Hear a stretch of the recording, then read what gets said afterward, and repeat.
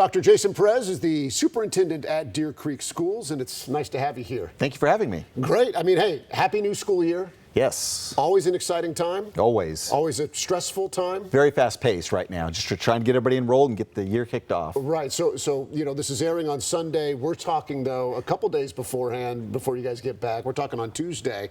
The last week, when you're putting everything together, the last pieces in place, is it a hectic environment, or you've been doing it long enough now where it probably feels somewhat ordinary, but well, we like to make it a little bit more complicated by adding new schools every year. So we're adding a new middle school this year, and so that's a new transition for us. We had a new elementary last year too, but in Deer Creek we do have a lot of enrollment, so that means a lot of last-second people enrolling and just trying to get everybody placed and making it work out perfectly for everyone. But we get it done.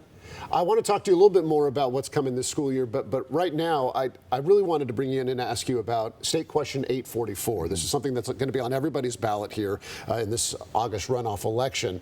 844 is tricky to explain. We were just laughing about that, and so I'm going to give it my best bet. But here in Oklahoma, new and expanding manufacturing businesses, they are often given tax incentives, property tax incentives, in order to bring them in order to convince them to build and expand.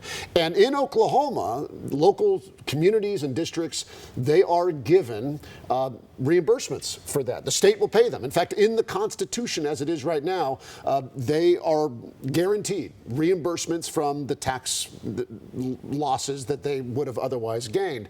State Question 844 would change that. It would take it out of the Constitution and instead would give the power on where these things would go. They would give that to state lawmakers. So they would have a lot more control over which districts, which communities get that tax reimbursements. How did I do on that? I think you're spot on. Okay. And when it was really smart when they put the law in place back in the early 80s, late 70s, because they were trying to incentivize industry coming into Oklahoma. And so what a great way to do that, by offering some tax incentives there, but then also recognizing at the state level that we didn't want to pull money away from the communities and penalize them for taking in these manufacturing companies. And so that's where the ad valorem reimbursement piece was added. And so State Question 844 doesn't address, like, it doesn't do anything to the manufacturers. They'll still come in and still get those exemptions just like always.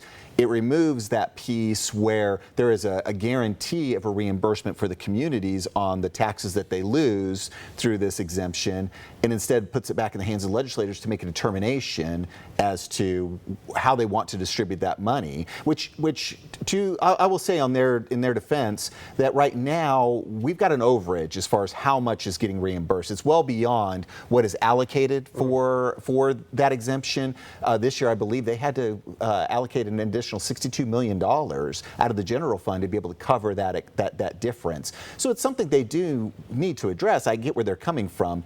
But the solution, this isn't a solution. All this is doing is going to potentially put the burden back on the local communities, which means that it'll impact schools, it'll impact emergency medical services, county sheriffs, county services, all those things that are local and that really impact communities. You're not the only school leader who has voiced concern about what this could mean to school districts. How could it impact Deer Creek, and would different school districts be impacted in different ways? So there's a potential for all school districts to be impacted by this, even if they are not in an area where they're receiving any, having any of this exemption happening in their boundaries. Because what happens is if you have a school district that's currently off the formula, in other words, they're not receiving any state funds because they have a manufacturing plant in there that's providing a lot of local revenue, a lot of local taxes that's being reimbursed through the ad valorem reimbursement fund.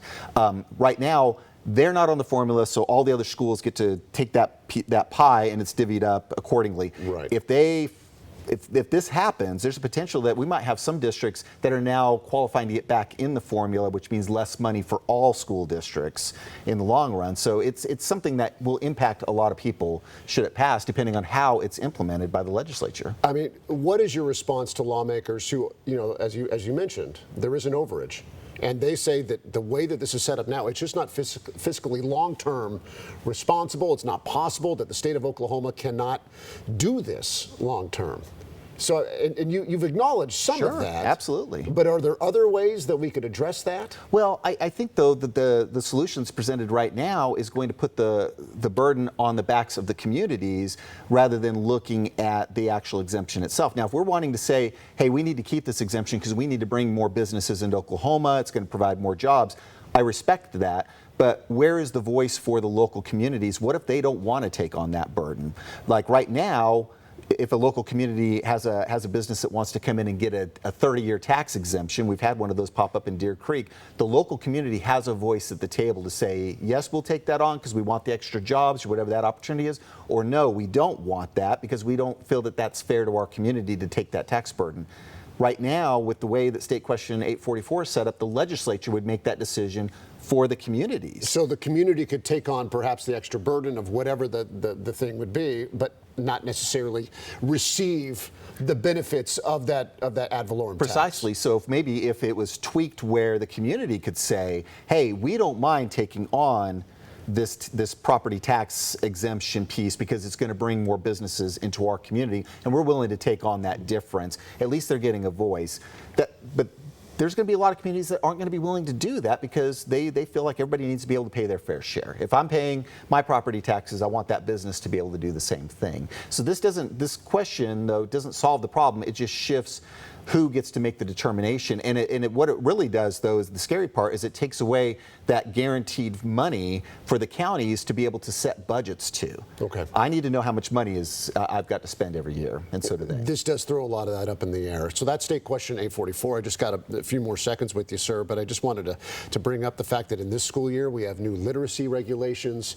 We have the new expanded recess out there. I mean, we had a lot of new stuff that came out of the state capitol. Yes. Has this been a positive add to education in Deer Creek?